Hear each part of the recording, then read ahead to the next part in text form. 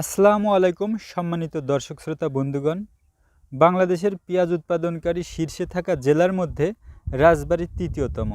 রাজবাড়ীর একটি মাঠ থেকে পেঁয়াজ চাষের বর্তমান প্রেক্ষাপটের তথ্যচিত্র বিশ্ব মাঝে তুলে ধরার চেষ্টা করছি।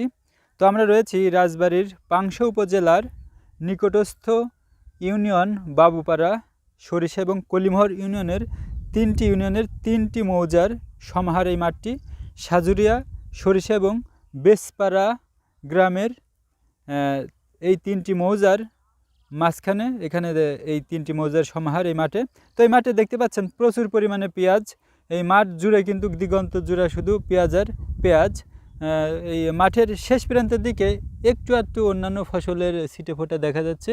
তো আমরা দেখব যে এই মাঠে এখন পেঁয়াজ চাষ করছেন এবং চাষিরা পেঁয়াজ চাষের এই বর্তমান হালতটা কী রকম রয়েছে এবং তারা কিভাবে পরিচর্যা এবং পরিযত্ন করছেন, কিভাবে সার ওষুধ কীটনাশক দিচ্ছেন, এখন কি প্রয়োজন, পেঁয়াজের কি অবস্থা বিভিন্ন পেঁয়াজের ক্ষেতে।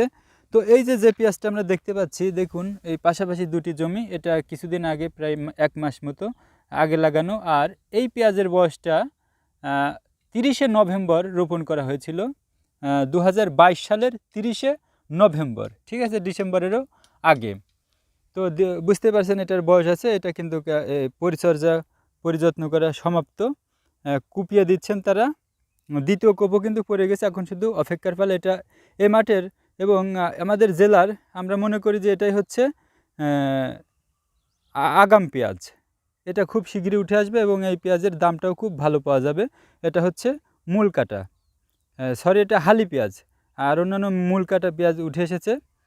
সেই মূল কাটা পেঁয়াজেরও কিন্তু এখন অনেক দাম, প্রায় 100 টাকা কেজি, 80 থেকে 100 টাকা কেজি কিন্তু বাজারে বিক্রি হচ্ছে। তার মাঝেও কিন্তু কম বেশি হয়। তো আমরা কিছু পেঁয়াজ চাষিদের থেকে জানার চেষ্টা করব যে আসলে তারা এখন এই পেঁয়াজ খেতে কিভাবে পরিচর্যা করছে, এখন কি প্রয়োজন, তাদের পেঁয়াজের ক্ষেতের কি অবস্থা। এছাড়া আমরা নানা তথ্য তুলে ধরার চেষ্টা করব। কি জাতের পেঁয়াজ তারা রোপণ করছেন, এখন পেঁয়াজের বয়স কত হচ্ছে এবং আরও কি করা বাকি রয়েছে, নানা তথ্য আমরা জানার চেষ্টা করব।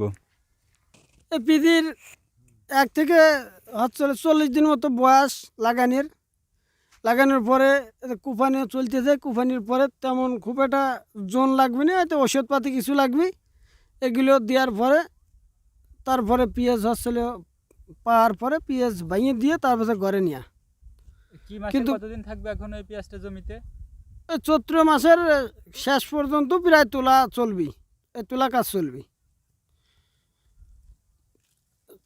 তো এবার কি আপনারা আশানুরূপ দাম পাবেন কিনা, এই ব্যাপারে কি মনে করেন? পেঁয়াজের দামটা কত হওয়া উচিত বলে মনে করেন?